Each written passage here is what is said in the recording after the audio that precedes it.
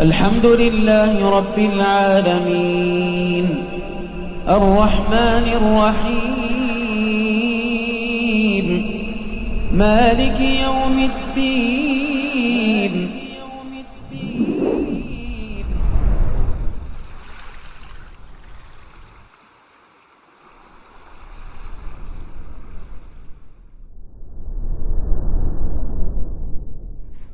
إن الحمد لله نحمده ونستعينه ونستغفره ونعوذ بالله من شرور أنفسنا وسيئات أعمالنا من يهده الله فلا مضل له ومن يضلل فلا هادي له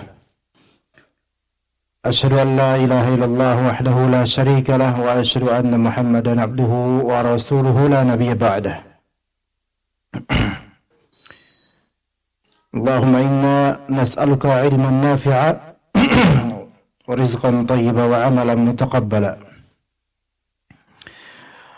Ikhwas sekalian dan akhwat rahimani wa rahimakumullah, kita lanjutkan kajian tafsir Al-Quran Al-Azim dari ayat 4 dari surat Al-Baqarah. Mudah-mudahan bisa sampai ayat ke-7. Kita masih membahas sifat orang-orang muttaqin. Hudan lil muttaqin, al-muttaqin yang pada pekan lalu kita bahas di ayat ketiga, yaitu 3 sifat. Alladzina yu'minuna bil ghaib, mengimani yang gaib. Dan paling puncaknya yaitu tentu beriman kepada Allah Azza wa Jalla. Wa yuqimuna shalah, itu sifat yang kedua, menunaikan salat dengan batasannya, fardunya, rukunnya, kewajibannya. Kemudian wa mimma razaqnahum yunfiqun, dan berinfak dengan sebagian dari apa yang direzekikan oleh Allah Azza wa Jalla. Maka ini karakter muttaqin. Kemudian ayat berikutnya yang menjadi pembahasan hari ini insyaallah. Kata Rabb kita Azza wa Jalla, walladzina yu'minuna bima unzila ilaika wa ma unzila min qablik wa bil akhirati hum yuqinun. Orang-orang yang beriman terhadap apa yang diturunkan kepadamu dan apa yang diturunkan kepada Rasul sebelummu. Ini satu kalimat, satu sifat, yaitu mengimani segala wahyu global maupun terperinci.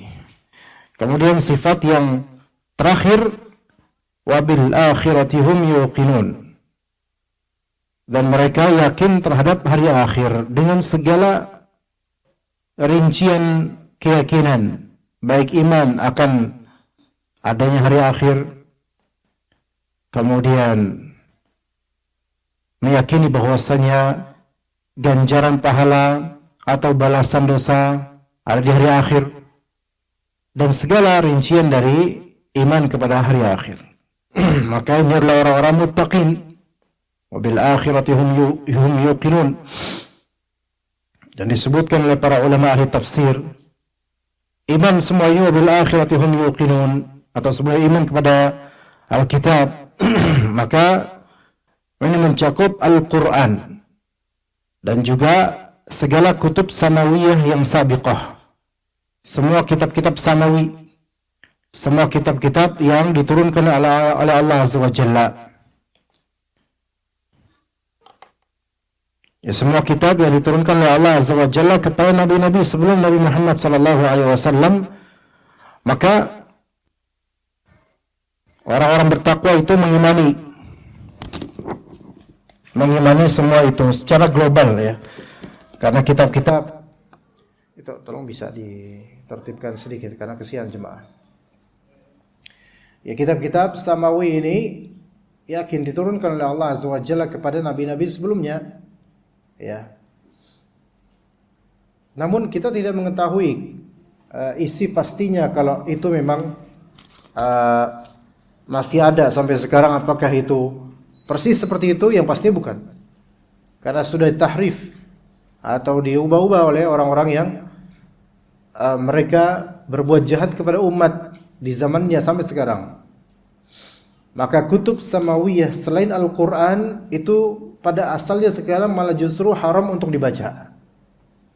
Seperti Taurat, Injil, ya, haram untuk dibaca oleh keumuman kaum muslimin, bukan karena tidak mengimani adanya Taurat dan Injil, bukan, tetapi tindakan preventif dari terkena syubhat. Ya, maka tindakan preventif dari terkena syubhat yang absolut ada dalam kitab-kitab yang telah diubah-ubah oleh orang-orang jahat ini, itu melazimkan haramnya menelaahnya. Jadi bukan syubhat yang dhanniyah, yaitu bisa jadi syubhat, bisa jadi enggak, pasti bersyubhat. Pasti bersyubhat. Kecuali jika ada hajat untuk menelaahnya dari ulama yang memiliki akidah yang kuat dan benar. Ya begitu. Wa bil akhirati hum yuqinun. Maka kata para ulama ahli tafsir, yu'minuna imanan la yatatarraqu ilaihi syakkun bil ba'thi wan nusyuri wath thawabi wal 'iqabi wal hisabi wal mizan. Yaitu beriman kepada hari akhir. Mereka orang-orang muttaqin ini mengimani dengan iman yang tidak sedikit pun ada keraguan, baik tentang al-ba'ats. Al-ba'ats yaitu kebangkitan manusia. An-nusyur sama, al-ba'ats dan nusyur itu sama. Ya.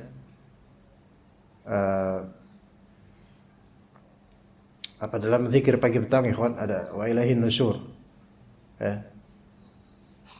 Di lafal apa itu? Ada kalau pagi wa ilahin nusyur. Kalau petang, fantar.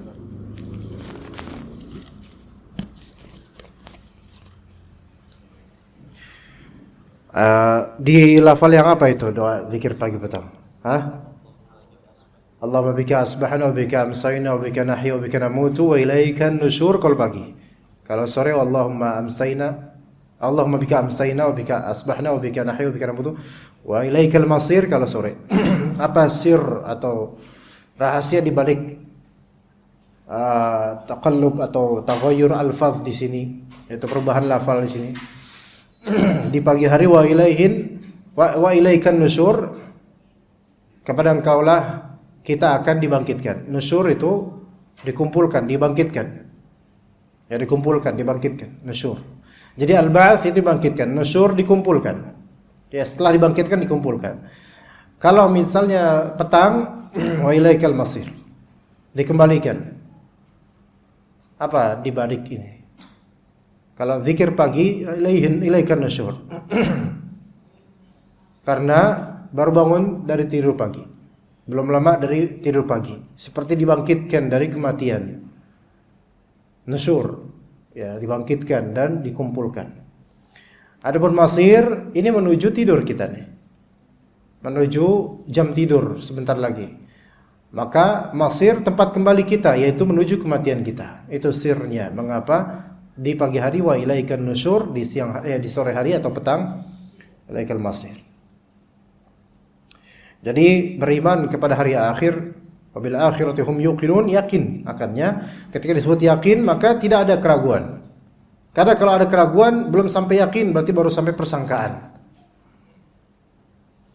Adanya al-ba'ats, yakin adanya al-ba'ats, kebangkitan, nusyur, dikumpulkannya, yakin adanya ats-tsawab wal 'iqab, adanya ganjaran pahala, balasan kebaikan, dan juga adanya balasan dosa berupa hukuman. Kemudian adanya al-hisab wal mizan, adanya perhitungan amal dan juga neraca mizan secara hakiki. Secara hakiki ada mizan di situ, yaitu neraca, timbangan. Walaupun para ulama ahlus sunnah mereka berbeda pendapat mengenai apa yang ditimbang. Gitu loh. Mereka berbeda pendapat mengenai apa yang ditimbang di mizan. Ada 3 atau sekitar sekian, 2 atau 3 pendapat. Namun berkisar pada 3 hal. Imma yang ditimbang, atau 3 atau 4 hal. Imma yang ditimbang adalah catatan amal, atau yang ditimbang adalah orangnya, atau yang ditimbang adalah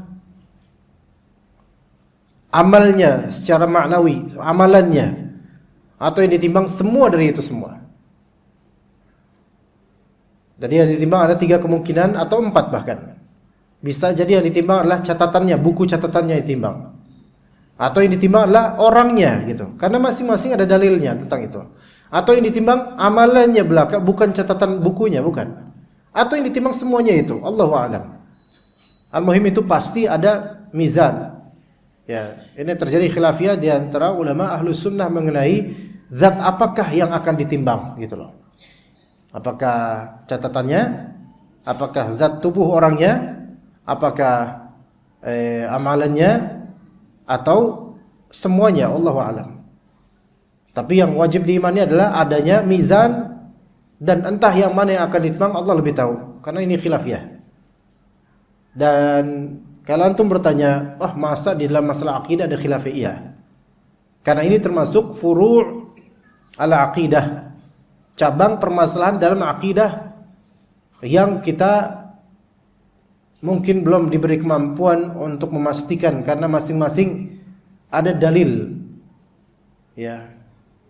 Sebagaimana di kalangan sahabat juga ada beberapa kali, tidak banyak, antara Abu Hurairah, Aisyah dan lainnya berselisih pendapat mengenai apakah Rasulullah SAW Isra Mi'raj itu jasadnya saja, jasad dan ruhnya, atau ruhnya saja tanpa jasad. Itu khilaf di antara sahabat itu sendiri. Dan ini termasuk furu', masalah cabang dari masalah akidah, bukan masalah usul. Ya. Sehingga dengan khilafiyah seperti ini di antara sahabat itu sendiri tidak ada saling menghajar dan memboikot satu sama lain.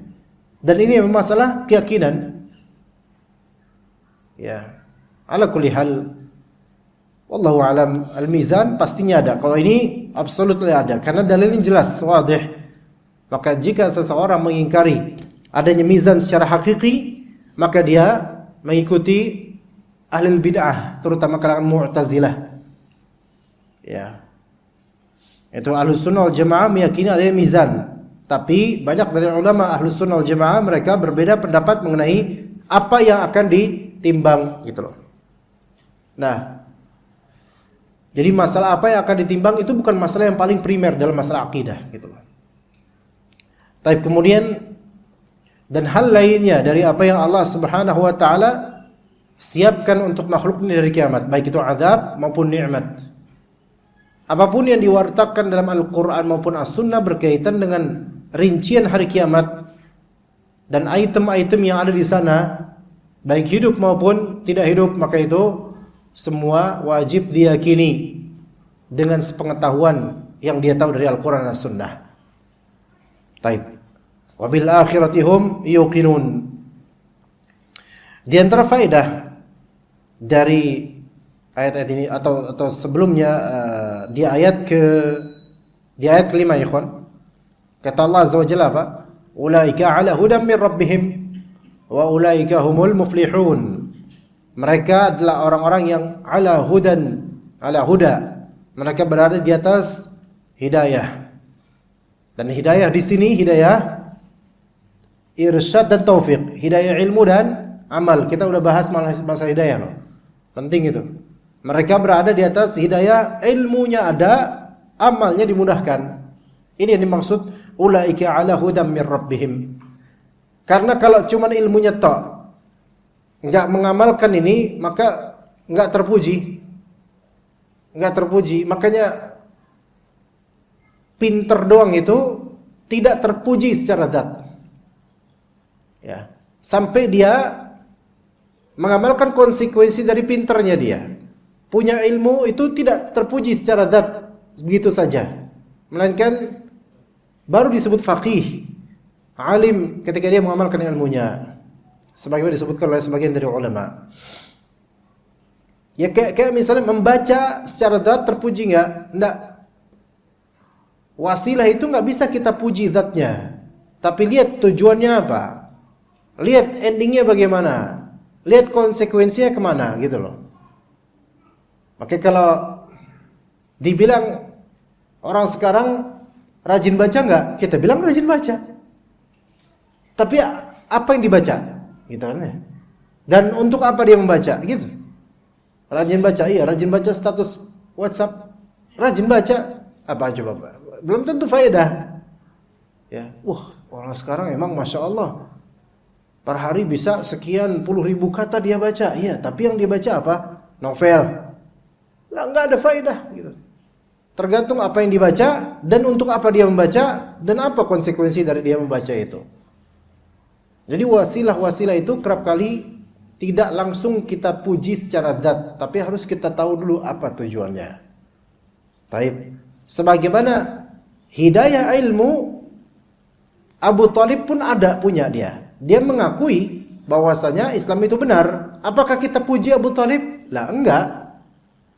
Karena adanya pengetahuan Islam itu benar, ternyata tidak cukup untuk membuat dia dapat taufik supaya bisa masuk Islam. Rugi enggak? Ya rugi, padahal dia dapat ini hidayah ilmu. Maka yang dipuji di sini oleh Allah, ulaika ala hudam min rabbihim. Mereka adalah orang-orang yang di atas hidayah dari Rabb mereka. Ya, jadi itulah muttaqin.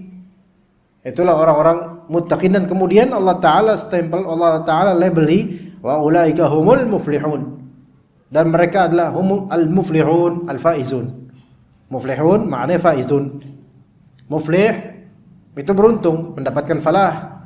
Dan falah yaitu keberuntungan. Al-faizun yaitu orang menang. Orang yang menang mendapatkan apa yang mereka cari selama ini di dunia, mereka dapatkan itu di akhirat. Dan mereka juga menang karena lolos dari apa yang selama di dunia mereka khawatirkan, yaitu azab. Taib jemaah sekalian rahimakumullah. Di antara faedah yang bisa kita sebutkan dari dua ayat ini dulu, ya, di antara faedahnya yakni tentang iman kepada Alkitab. Kita lihat tartib dan urutan dalam ayat keempat surat Al-Baqarah. Walladzina yu'minuna bima unzila ilaika wa ma unzila min qablik. Apa faedah yang bisa antum dapatkan dari urutan di situ? Silakan. Dan mereka adalah orang-orang beriman kepada apa yang diturunkan padamu dan beriman pada apa yang diturunkan pada sebelum kamu dari wahyu-wahyu kepada nabi sebelumnya. Apa faedah yang bisa kita lihat di situ? Yaitu apa? Yang mana yang didahulukan? Al-Quran. Ya, Al-Quran didahulukan di sini. Baru kemudian wa ma unzila min qablik, dan apa yang diturunkan sebelummu. Padahal Al-Quran adalah akhirul kutubis samawiyyati zamanan. Al-Quran adalah kitab samawi yang paling terakhir dari segi zaman dan turunnya. Tapi di sini didahulukan. Yang mana Al-Quran itu dalam surah Al-Maidah disebut muhaimin dan nasikh. Muhaimin itu yang meratakan dan menguasai seluruh dari sebelumnya. Itu muhaimin. Ya. Maka Al-Quran ini lebih afdal, lebih unggul. Karena apa yang ada pada kitab-kitab sebelumnya ada di Al-Quran. Dan apa yang ada di Al-Quran itu belum tentu ada di kitab-kitab sebelumnya. Juga Al-Quran nasikh lil kutub as-samawiyah as-sabiqah, yaitu menghapus hukum-hukum umumnya kitab-kitab sebelumnya, kecuali yang ditetapkan oleh Allah Azza wa Jalla dan dibiarkan. Dan menghapus juga dari segi apa? Dari segi keimanan rinci pada kitab-kitab samawi sebelumnya dihapus. Kewajiban untuk mengimani secara rinci itu dihapus untuk kitab-kitab samawiyah sebelumnya. Apakah bisa dipahami sini? Gini loh. Pahami baik-baik. Kalau antum baca Al-Quran, apapun surat itu, wajib gak mengimani apapun yang antum baca? Wajib. Wajib. Misalnya tentang sifat surga yang ada di Al-Quran disebutkan, rinciannya di situ disebutkan, maka wajib mengimani apa yang ada dalam Al-Quran secara komplit. Tapi ketika kita ke Taurat atau Injil, pertama wajib gak mengimani Taurat itu wahyu dari Allah, asalnya wajib. Juga Injil, Zabur. Tapi ketika kita dihadapkan dengan rincian ayat yang ada sekarang, apakah kita wajib mengimani apa yang ada sekarang? Jangankan mengimani, membacanya saja sudah tidak boleh. Karena dar'us syubhat, menghindari syubhat. Ya. Jangankan mengimani, membacanya aja nggak boleh. Kita hanya diwajibkan mengimani secara globalnya saja. Khalas itu. Ya. Jadi ini yang menjadikan di antara faedah Al-Qur'an nasikh, yaitu menghapus keimanan rincian atau menghapus wajibnya keimanan secara rinci pada kitab-kitab samawiyah sebelumnya. Ya. Nah, Syekhul Islam Ibn Taimiyah rahimahullah dalam kitab Dar'u Ta'arudil Naql wal Aql, beliau menyebutkan bahwasanya perbedaan antara kalamullah yaitu Al-Quran dengan kalam selain kalamullah. Jadi wahyu dengan non wahyu, naqli dengan non naqli. Bedanya apa? Di antara perbedaannya, kalam Allah dan kalam Rasul dibedakan dengan kalam manusia biasa. Maka perbedaannya adalah qala Allah dan qala Rasul, antum faham atau enggak, maka antum wajib mengimaninya. Antum faham atau enggak, antum wajib mempercayai dan mengimaninya.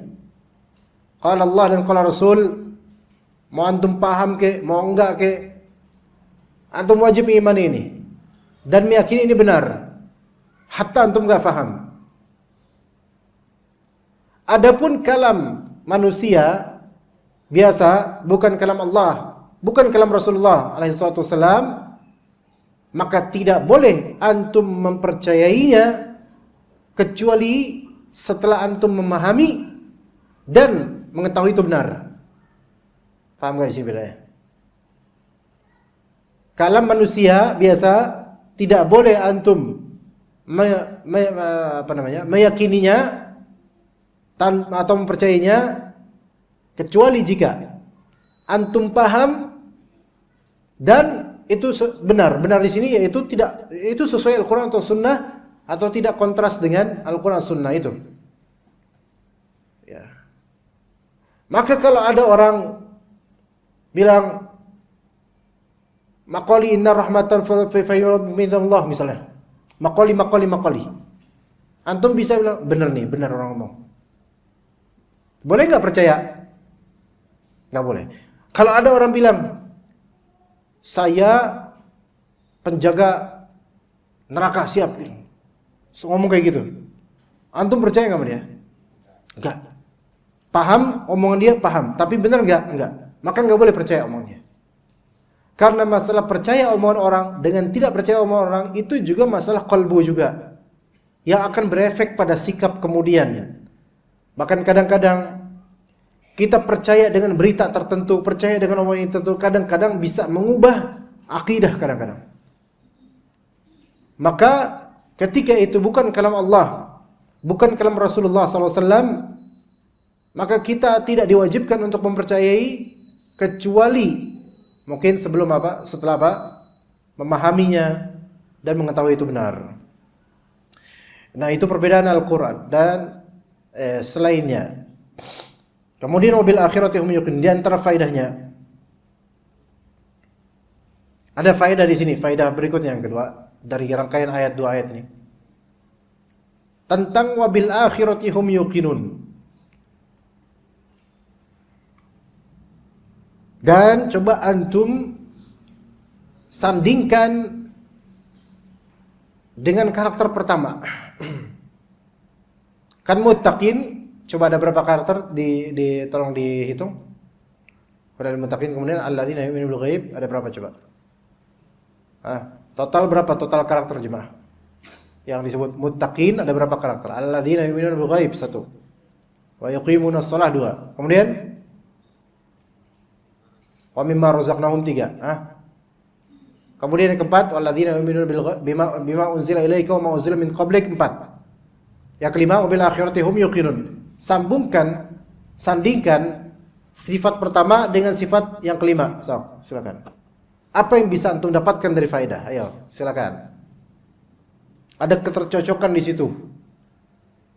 Ayo, silakan. Antara beriman kepada gaib dengan yakin akan adanya hari akhir. Apa di situ kecocokannya? Silakan. Sama-sama apa? Sama-sama gaib. Benar enggak? Ada isyarat di situ. Beriman kepada akhirat itu salah satu cabang iman kepada yang gaib, ya enggak? Betul atau enggak, jawab? Betul, karena akhirat masih gaib bagi kita. Itu seperti diawali beriman kepada gaib di sini. Global. Mencakup di sana beriman kepada Allah, beriman kepada malaikat, beriman kepada akhir juga gitu loh. Beriman kepada adanya jin dan seterusnya. Ya. Tapi kenapa di sini ada ditambahkan yang kelima wabil akhirati hum yuqinun? Ya.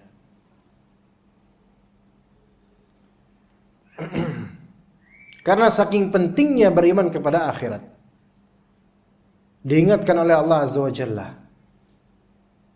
Bahkan beriman kepada akhirat itu simah dan tanda ciri khas orang-orang yang beriman dan bertakwa. Mengaitkan apapun dengan konsekuensi akhirat. Gitu. Mengaitkan apapun dengan konsekuensi akhirat. Itulah orang beriman yang bertakwa. Mengaitkan dia beramal saleh, konsekuensinya di akhirat apa? Mengaitkan kalau dia beramal taleh, yaitu buruk, ada konsekuensi di akhirat. Itulah orang beriman benar. Dan sering mengingat kematian. Ya. Dan memang iman kepada yang gaib paling tingginya dan paling asasnya adalah iman kepada Allah Subhanahu wa taala. Diingatkan di nomor 5 iman kepada hari akhir, dan betapa seringnya dalam Al-Qur'an isyarat-isyarat ini disebutkan yu'minuna billahi wal yaumil akhir. Di Al-Qur'an sering itu. Di sunnah juga gitu. Yu'minu billahi wal yaumil akhir. Yu'minu billahi wal yaumil akhir. Beriman kepada Allah dan beriman kepada hari akhir. Sering disandingkan. Kata para ulama, beriman kepada Allah itu dafi'un lil ma'mur, li fi'il ma'mur. Sementara beriman kepada hari akhir dafi'un li tarkil mahdzur. Beriman kepada Allah Ta'ala itu sebagai motivasi untuk beramal perbuatan yang diperintahkan. Sementara beriman kepada hari akhir itu menjadi motivasi untuk meninggalkan apa yang dilarang. Begitu. Sebagian ulama mengatakan seperti itu. Itu faedah ya dari iman kepada Allah dan hari akhir.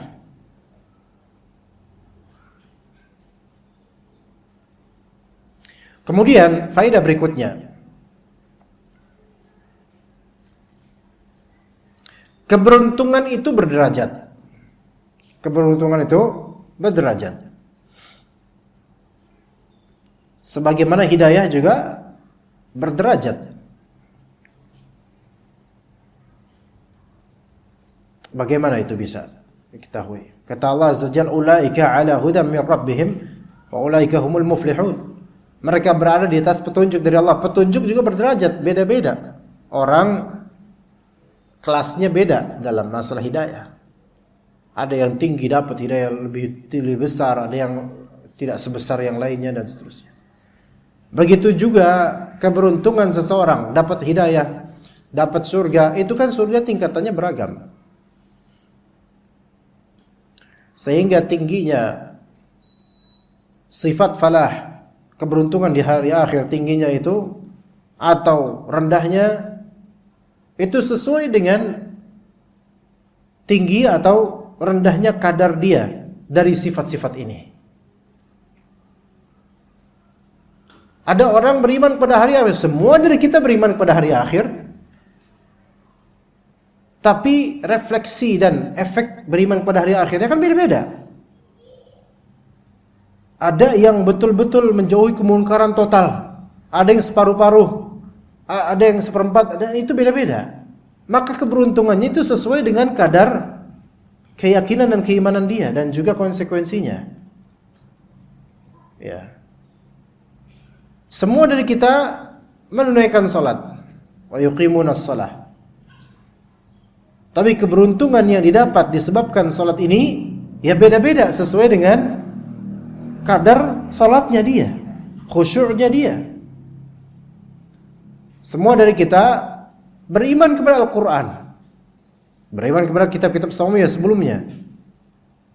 Tapi kan kadar keimanan kita beda walaupun defaultnya sama, punya iman gitu loh kepada Al-Quran betul. Tapi memahami Al-Quran itu beda-beda kadarnya. Maka keberuntungannya next time di hari akhir juga beda. Ya. Sebagaimana al-iman yazid wa yanqus. Ya. Iman itu bisa bertambah, bisa berkurang. Jadi iman itu bisa bertambah, bisa berkurang. Wa yatajazza, dan iman itu terbagi-bagi gitu loh. Itu akidah Ahlussunnah wal Jamaah. Berbeda halnya dengan akidah Murji'ah atau akidah Khawarij. Bedanya di kita dengan mereka, naudzubillah min dzalik, itu yaitu apa? Di masalah iman ini di antara pangkal yang bercabang nanti urusannya. Murji'ah sama Khawarij dan Mu'tazilah itu bertentangan, kontras. Betul-betul dua kubu yang seperti minyak dan air, gak mungkin bersatu. Karena Murji'ah itu menganggap iya, sekali punya iman maka sama semua iman orang. Iman antum sama Abu Bakar sama radhiyallahu anhu. Adapun berlawanan dengan itu, ya ini Murji'ah ini apa? Orang ya misal dia walaupun maksiat sampai gimana kek enggak bakal berpengaruh pada imannya. Ini Murji'ah. Walaupun dia melakukan hal-hal yang kufur sekalipun enggak bakal berpengaruh selama dia tahu tentang Allah atau dia melafalkan keislaman. Nah, kalau Khawarij dan Mu'tazilah sebaliknya dari Murji'ah ini. Khawarij dan Mu'tazilah walaupun ada sedikit perbedaan antara mereka di masalah iman di dunia, Khawarij dan Mu'tazilah bagi mereka pelaku dosa besar maka itu sudah keluar dari keimanan. Khawarij mengatakan kafir, Mu'tazilah mengatakan manzilah baina manzilatain, di antara dua manzilah. Dia dibilang kafir enggak langsung, tapi dibilang mukmin juga tidak sama sekali. Tapi ini sama. Nah, persamaan Murji'ah dan Khawarij dan Mu'tazilah yang bertentangan semua ini, persamaannya adalah sama-sama menganggap iman tidak naik tidak turun. Iman tidak terbagi, enggak. Itu Ahlussunnah di tengah-tengah. Ahlussunnah bilang iman bisa naik bisa turun. Naik dengan ketaatan, turun dengan kemaksiatan dan semisalnya. Dan iman dalam diri seseorang itu terbagi-bagi gitu loh. Ya. Ada kayak dia melakukan dosa besar, tapi di sisi lain dia punya iman yang tidak mengeluarkan dia tentu dari keislamannya, walaupun dia fasik. Makanya ahlus sunnah, akidah ahlus sunnah. Maka bagi ahlus sunnah, keberuntungan seseorang dunia dan akhirat itu tergantung dengan bagaimana imannya dan bagaimana dia mengamalkannya, gitu. Ya. Taib. Setelah kita melewati dua ayat yang mulia ini, maka kita menuju ke ayat berikutnya, yaitu ayat tentang apa? Orang-orang kafir. Ya, di ayat ke berapa? 6 dan 7. Kata Rabb kita Azza wa Jalla, Innal ladzina kafaru sawa'un 'alaihim a'andzartahum am lam tunzirhum la yu'minun. Khatamallahu 'ala qulubihim wa 'ala sam'ihim wa 'ala absarihim ghishawah wa lahum 'adzabun 'adzim. Sesungguhnya orang-orang kafir sama saja bagi mereka. Engkau berikan peringatan atau tidak, mereka enggak beriman. Nanti pahami baik-baik ayat ini jemaah, karena sebagian orang salah paham. Khatamallahu 'ala qulubihim wa 'ala sam'ihim. Allah Subhanahu wa taala khatama 'ala qulubihim, yaitu menghijabkan, menutupi kalbu mereka dan juga pendengaran mereka.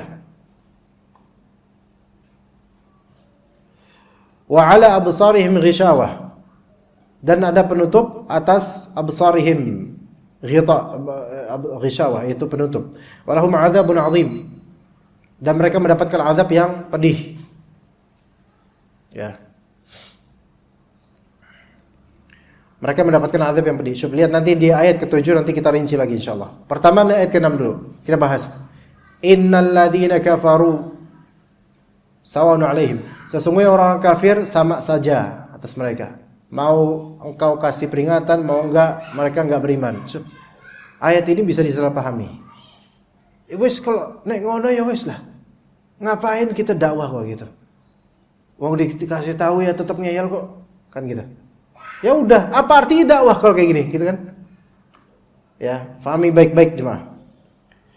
Dalam mendengar faedah dari Syekh Abdul Razak Al-Badr dalam kajian tafsir Sa'di beliau di Masjid Nabawi, bahwasanya alladzina kafaru secara sighah lafal ini umum, orang-orang kafir, tapi yang disebut amun makhsus, umum yang dikhususkan. Umum yang dikhususkan. Artinya ini tidak mencakup seluruh dari orang-orang kafir, karena waqi' dan kenyataannya adalah sebagian orang-orang kafir diberikan peringatan, ya mereka masuk Islam. Itu kenyataan yang tidak terelakkan. Al-Quran ini tidak sedang menutup kenyataan, bukan, tetapi mengabarkan yang hak, bahwasanya ada kelompok khusus atau karakter khusus yang mana orang-orang ini mau kamu peringatkan kayak gimana kayak enggak bakal beriman. Ada yang seperti itu. Ya. Begitu. Sehingga jawaban ini tetap membuka lebar pintu dakwah dan kesempatan dakwah. Karena kalau misalnya makna dari ayat ini adalah semua orang kafir sama aja. Mau antum berikan peringatan atau enggak bakal mereka beriman. Pertama, kalau dengan pemahaman seperti ini, pertama, ini bertentangan dengan kenyataan yang terjadi. Enggak. Bertentangan karena kenyataannya sebagian orang kafir ketika diingatkan ada yang masuk Islam. Enggak. Itu yang pertama. Kedua, kalau kita pakai pemahaman seperti ini, maka ini akan memberikan futur terhadap dakwah kepada orang-orang musyrik dan kafir. Futur tuh apa ya? Diapain futurnya? Futur itu apa coba? Bikin futur, bikin malas, bikin enggak usah lah gitu loh. Yang enggak usah lah. Baik, khair. Udah azan subhanallah. Khair, kita azan dulu insyaallah taala. Jamnya agak ini. Baik, kembali ke ayat tadi ya. Innal ladzina kafaru sawa'un 'alaihim a anzartahum am lam tunzirhum la yu'minun. Maka sebenarnya ayat ini di antara faedahnya, dan ini termasuk faedah yang penting ya. Kata para ulama di antara Syekh Utsaimin rahimahullah dalam tafsirnya, bahwasanya ayat ini innal ladzina kafaru sawa'un 'alaihim anzartahum am lam tunzirhum fahum la yu'minun, inilah tasliyatun lirrasuli sallallahu alaihi wasallam hina yarudduhul kuffar wa la yaqbaluna da'watah. Ayat ini sebagai tasliyah, sebagai hiburan untuk Rasulullah sallallahu alaihi wasallam ketika orang-orang kafir itu menolak dakwahnya Rasulullah sallallahu alaihi wasallam. Ya. Jadi hiburan. Ini menunjukkan bahwa saya dakwah ini butuh hiburan. Ya. Ya. Dan hiburannya ayat Al-Quran. Hiburannya dari Allah Subhanahu Wa Taala. Ya. Karena dakwah ini ada masyaqqah, ya kan. Di sini orang-orang kafir mereka enggak menerima dakwahnya Rasulullah SAW, dan Rasulullah manusia punya perasaan. Kita aja kadang-kadang bukan masalah dakwah deh. Kita masalah biasa aja enggak diterima. Ya. Itu kadang-kadang ada sisi kurang suka, kesel, enggak enak, kepikiran. Ya. Apalagi dakwah sendiri misalnya. Ya, orang-orang menyerangnya atau tidak terima dengannya, maka butuh hiburan. Maka Allah Subhanahu wa taala hibur dengan turunnya ayat innal ladzina kafaru, orang-orang kafir. Orang-orang kafir yang seperti itu sama aja kamu mau berikan inzar mau tidak, itu enggak bakal beriman mereka. Tapi apakah ketika kita udah usaha kepada dakwah pada seseorang, kita usaha ingetin fulan dan fulan, ternyata dia enggak mau dengar, apakah itu suatu hal yang sia-sia? La, enggak ada yang sia-sia, karena ada ayat yang menunjukkan Allah Subhanahu wa taala la yudhi'u ajral muhsinin. Allah taala tidak menyia-nyiakan ganjaran bagi orang yang berbuat ihsan. Kadang kita memiliki keluarga, orang tua atau anak atau pasangan kita. Kita kasih tahu enggak diterima atau cuman iya-iya doang tapi ya udah enggak dijalanin. Apakah itu sia-sia? Lah. Ternyata dakwah ini goal achievement-nya adalah bukan seberapa kuantiti orang itu ikut, atau gimana dia mau ikut atau enggak. Itu bukan goal achievement-nya kita. Tapi goal achievement dalam dakwah itu istiqamah dalam berdakwah. Itulah tujuan penggapaian. Karena apa? Karena kalau goal achievement kita atau objektif kita adalah supaya orang-orang ikut, itu tujuannya belaka, maka itu akan membuat gusar hati, membuat susah, membuat harapan yang akan dianggap sia-sia, disia-siakan. Karena hidayah milik Allah, taufik dari Allah Azza wa Jalla. Kita enggak bisa mengubah hati manusia gitu loh. Maka istiqomah ngasih tahu, istiqomah ingetin, itu yang diperlukan. Itu yang diperlukan. Ya. Termasuk mendakwahi anak gitu loh.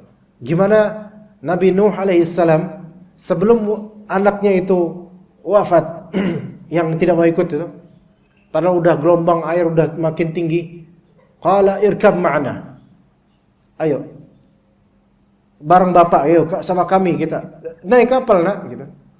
Ini dakwah, ya, dakwah di ujung tanduk kehidupan gitu loh, dakwah di akhir kehidupan anaknya, ya.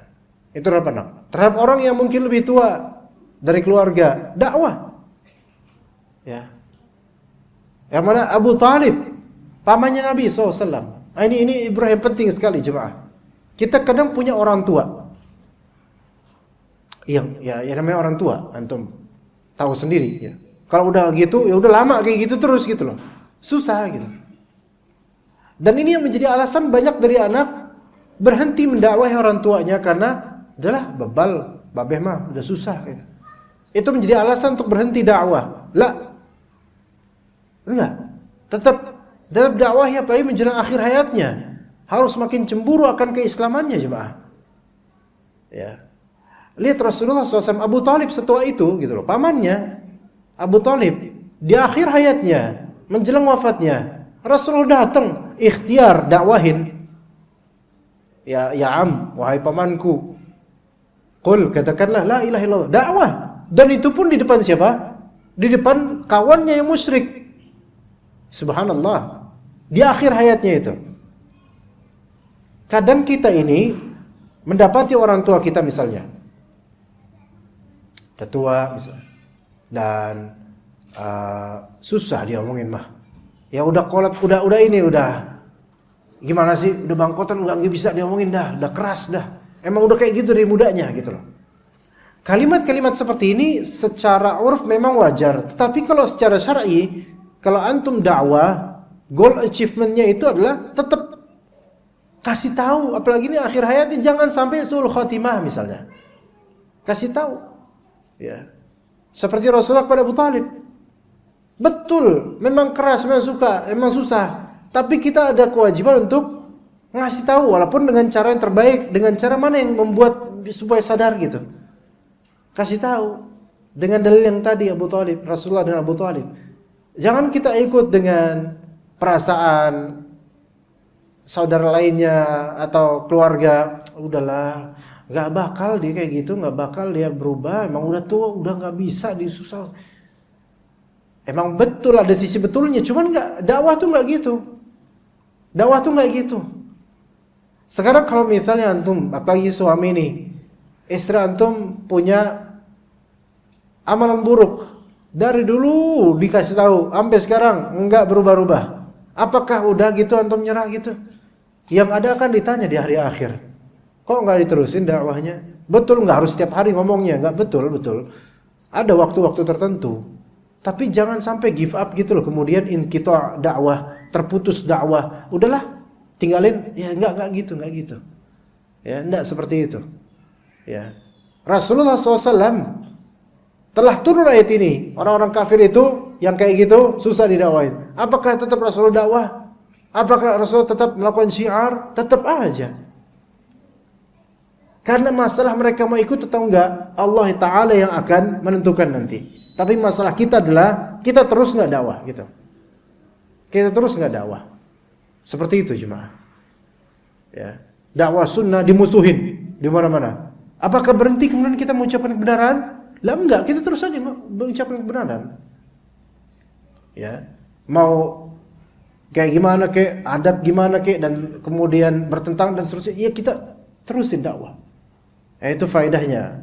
Ini termasuk faedah tarbawiyah juga, supaya kita mencontoh pada Rasulullah SAW sampai akhir hayatnya pun beliau masih memikirkan umatnya sampai mewasiatkan la tattakhidhu qabri 'ida, atau kalimat semisal itu. Ya, kalimat yang menunjukkan bahwasanya orang-orang Yahudi atau Nasrani di zaman dulu dan sampai sekarang juga, itu diantara yang menyebabkan mereka hancur agamanya adalah, yaitu mereka menjadikan kuburan para nabi mereka sebagai masjid, tempat ibadah. Nabi mewanti-wanti, jangan sampai makam saya itu dijadikan sebagai tempat ibadah. Tuh, concernnya beliau itu. Ya, antisipasi. Taib, kemudian di ayat berikutnya jemaah. Khatamallahu ala qulubihim wa ala absarihim. Khatamallahu ala qulubihim wa ala sam'ihim wa ala absarihim ghishawah wa lahum 'adzabun 'adzim. Allah Subhanahu wa taala menutup kalbu mereka dan pendengaran mereka. Antum bisa wakaf di situ. Berhenti di situ. Dan bisa juga ibtida'nya di setelahnya, wa ala absarihim ghishawah. Menjadi kalimat yang berbeda. Khatamallahu ala qulubihim wa ala sam'ihim, itu satu kalimat. Allah taala menutup kalbu dan pendengaran mereka. Satu kalimat. Wa ala absarihim ghishawah, ini kalimat yang berbeda. Wa ala absarihim ghishawah, ini kalimat yang berbeda. Allah Subhanahu wa taala menutup. Jadi di absar itu ada tutupan. Nah, di sini ikhwah, ada pembahasan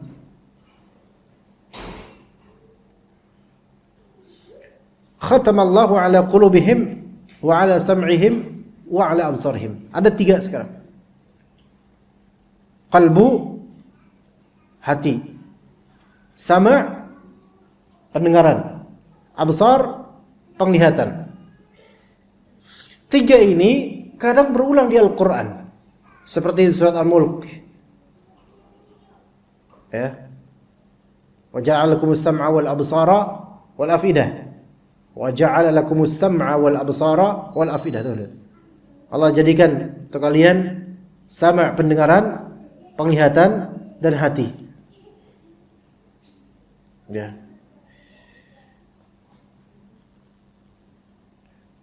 Maka pendengaran di sini, yang Allah Ta'ala tutup apa? Qalbu. Ini yang pertama. Baru dilafalkan pendengaran mereka ditutup. Baru kemudian wa ala absarihim ghishawah. Penglihatan mereka ditutup.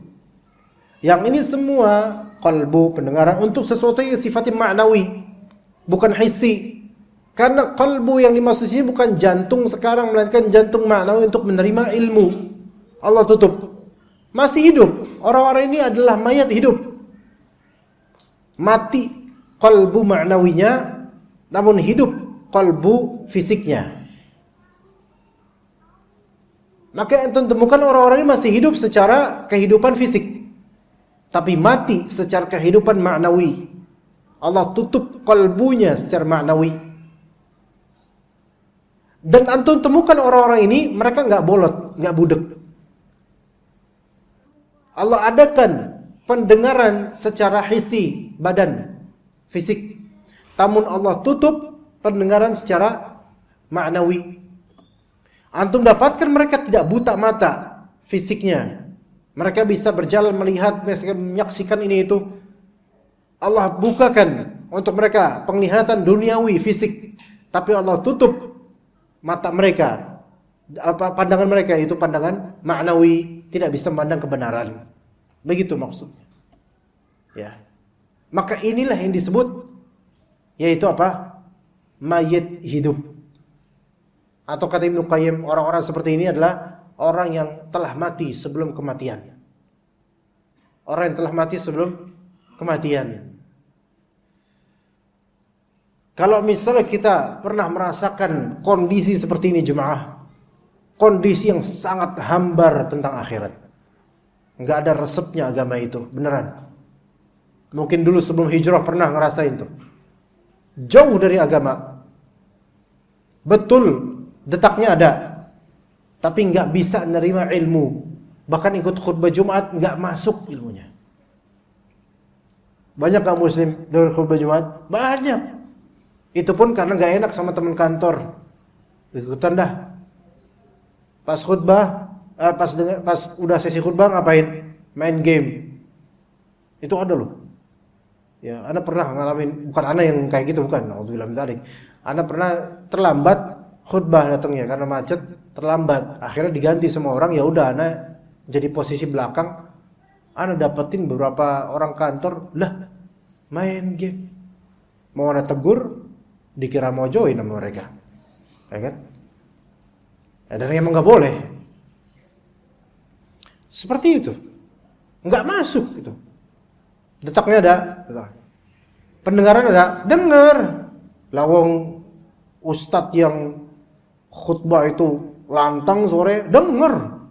Masuk ke sini, enggak. Bisa ngeliat nggak ustadz ini? Bisa. Tapi enggak ngerasa udah enggak, kayak nggak ada apa. Karena pandangan mata itu, ketika sudah qalbu itu juga menyerukan agar mata memandang dan memperhatikan, maka ilmu akan mudah masuk. Beneran. Iya, antum bedakan jemaah. Antum ikutan khutbah Jumat. Maksudnya bukan ikutan khotib gitu, bukan. Maksudnya antum Jumatan gitu, duduk. Beda nggak antara khatib yang dia baca full dan khatib yang tanpa teks? Kira-kira mana yang membuat antum lebih tidur insyaallah? Baca teks. Udah gitu bahasa Arab semua lagi. Itu absolut tidur. Halo? Tes. Habis baterai kayaknya ada klip. Ya. Enggak apa-apa. Nah, tapi bedakan antara ketika khatibnya itu natap semua jemaah ditatap. Maka jemaah yang ditatap ada baru lagi. Masya Allah. Bismillah. Cara ngidupinnya gimana nih, Syekh? Oh, tadi udah hidup. Ana matiin. Geser lagi. Tes. Tes. Tes. Eka, ini gimana nih? Oh ya, alhamdulillah. Jadi ketika khatib menatap mata dari audiens, ada kontak mata di sini. Pasti kena di hatinya. Dan itu yang membuat jemaah tidak tidur. Apalagi khatibnya tuh meneror jemaah ini mau ngantuk nih, gue liatin. Mesti langsung terteror. Ya. Gitu. Maka berarti pandangan kebenaran itu kadang bisa benar dari mata, tapi ketika Allah hijabkan, Allah tutup, entah dia nggak mau ngelihat atau ngelihat tapi dia mikirin hal lain, ya udah berarti Allah tutup, menunjukkan bahwasanya taufik untuk bahwasanya mendapatkan ilmu dan pemahaman itu juga, walaupun itu hidayah ilmu, termasuk hidayah taufik juga dari Allah Azza wa Jalla. Karena ternyata qalbu itu harus terbuka untuk dapat ilmu. Dan terbukanya qalbu itu akan menyebabkan terbukanya pendengaran dan penglihatan. Semua orang mendengar dan melihat. Semua orang dengar azan. Tapi apakah mereka semua datang masjid? La. Ya. Sampai juga ada ayat ka'anna fi udhunayhi waqra. Didengarkan ayat seolah-olah di telinganya itu ada sumbatan secara fisik. Padahal enggak ada sumbatan secara fisik. Namun Allah sudah tutup dia. Ini mengerikan. Khatamallahu ala qulubihim wa ala sam'ihim wa ala absarihim ghishawah. Wa lahum 'adzabun 'azim. Dan buat mereka ada azab yang besar. Ya. Ini sangat enggak enak jemaah. Advantage-nya enggak ada. Kalau antum lihat advantage-nya enggak ada. Bandingkan ayat yang 6 sampai 7. 6, orang-orang kafir diberikan peringatan atau enggak sama aja mereka. Ini kan bagi orang-orang yang duniawi, seolah-olah dai-dai yang dakwah itu enggak dapat benefit. Dikacangin gitu loh. Kesian banget jadi dakwah ya, gitu kan. Tapi enggak bagi Allah Azza wa Jalla. Tetap semua amal dakwah mereka terhitung walaupun enggak ada yang menjawab. Karena Nabi Muhammad SAW pernah melihat ada Nabi di akhirat, ya digambarkan tentang akhirat, cuman berapa pengikut. Bahkan ada Nabi di akhirat nanti cuman, atau ada Nabi yang Allah Subhanahu Wa Taala gambarkan di mimpi Nabi SAW, ada Nabi yang tanpa pengikut. Tapi apakah ketiadaan pengikut itu mengubah status kenabiannya? Tidak. Maka seorang yang berdakwah ketika enggak ada yang ngikutin bahkan ditentang, tapi dia benar, tidak mengubah kebenaran dan tidak mengubah pahala yang Allah berikan padanya. Itu kabar gembira jemaah. Kalau antum lihat mungkin ada anak antum bandel dan gimana, naudzubillah min dzalik, semoga tidak insyaallah.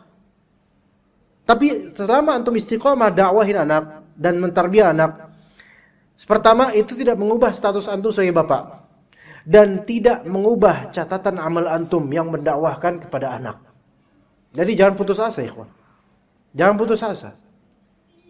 Ya, jangan putus asa. Karena Nabi Lut istrinya kayak gitu, alaihi salam. Ya. Ada Nabi Nuh juga, anaknya seperti itu, alaihi salam.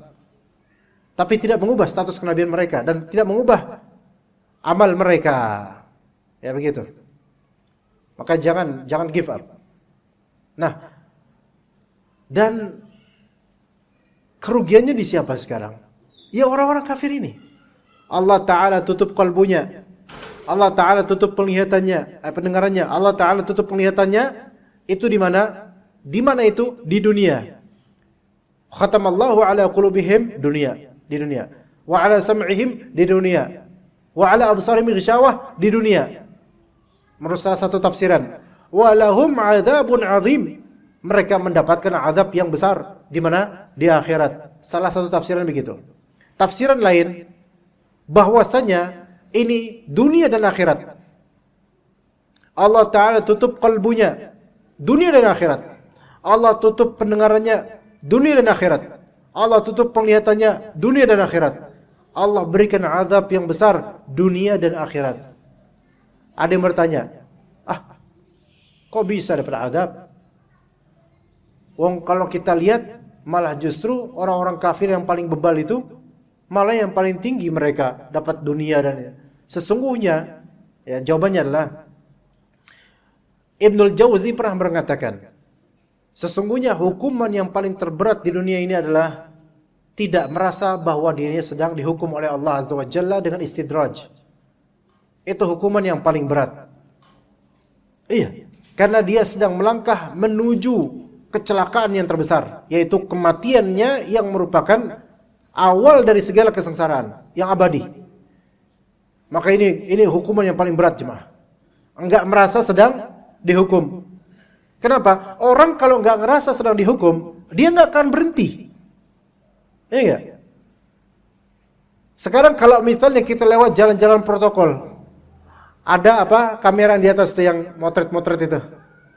Orang kalau enggak tahu, ngelanggar-ngelanggar aja, dikira itu kamera ya untuk lalu lintas apa-apa, untuk liputan 6 SCTV, ya mau untuk itulah, ya dikira gitu, langgar-langgar terus, nggak merasa bahwa dia sedang dipantau. Lah ini kan nanti ketika ada tilang online, ternyata mobil atau motornya berulang kali tercapture, terdata berapa kali pelanggaran, kaget dia. Maka orang-orang yang nggak ngerasa sedang dihukum, dibiarkan, ditelantarkan, dia ngerasa bahwa nikmat. Itulah orang-orang kafir sekarang, yang diberikan oleh Allah segalanya sekarang. Kehidupan dunia, nikmat dunia, bahkan semakin diperdaya di situ. Itu biarin nikmat. Ya. Dzarhum ya'kulu wa yatamatta'u wa yulhihimul amal fasawfa ya'lamun. Biarkan mereka makan, biarkan mereka menikmati, biarkan harapan mereka itu tentang dunia itu membuat mereka semakin bertingkah seperti itu, mereka akan tahu pada waktunya. Ya begitu jemaah sekalian rahimakumullah. Namun sebagian orang yang kufur pada Allah, ada yang Allah berikan hidayah. Ya kita pun berharap semoga yang masuk Islam itu makin banyak, dan memang insyaallah makin banyak insyaallah taala. Tapi untuk materi kita cukup sampai sekian.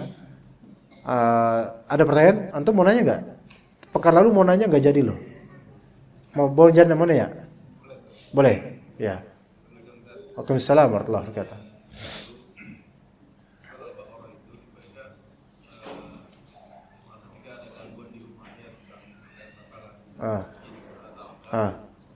Bismillah.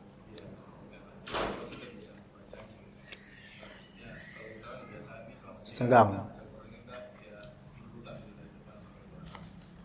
Al-Baqarah itu apakah dibaca saat memang ada gangguan saja di rumah atau bisa kapan aja gitu? Jawabannya tentu bisa kapan aja, nggak harus menunggu gangguan. Kadang-kadang malah orang nggak ngerasa lagi diganggu, padahal itu rumah lagi dapat gangguan.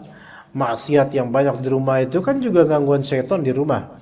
Maka ada indikasi gangguan atau tidak, tetap membaca Al-Baqarah disyariatkan di rumah, dan juga Al-Imran, karena perintahnya dari Nabi seperti itu. Kemudian yang dibaca itu apa? Apakah harus berurutan atau enggak? Zahirnya adalah ketika disebut satu surat berarti dari awal. Kalau bisa sampai akhir. Tapi kalau memang enggak mampu, maka apapun ayat dari surah Al-Baqarah tetaplah itu disebut Al-Baqarah. Cuman itu tidak komplit dan tidak sempurna, lebih afdal dari awal. Dibandingkan dia ambil serpihan-serpihan saja, mungkin dari awal lebih afdal walaupun terputus di seperempat atau gimana, enggak masalah. Al-muhim dia membaca gitu, yang penting dia membaca, karena tidak semua orang mampu untuk seluruhnya membaca Al-Baqarah satu majelis, satu Al-Baqarah itu subhanallah 1 jam lebih mungkin baginya. Ya begitu, ya. Baik. Ada lagi ikhwan? Cukup sampai sini insyaallah. Barakallahu fikum jami'an.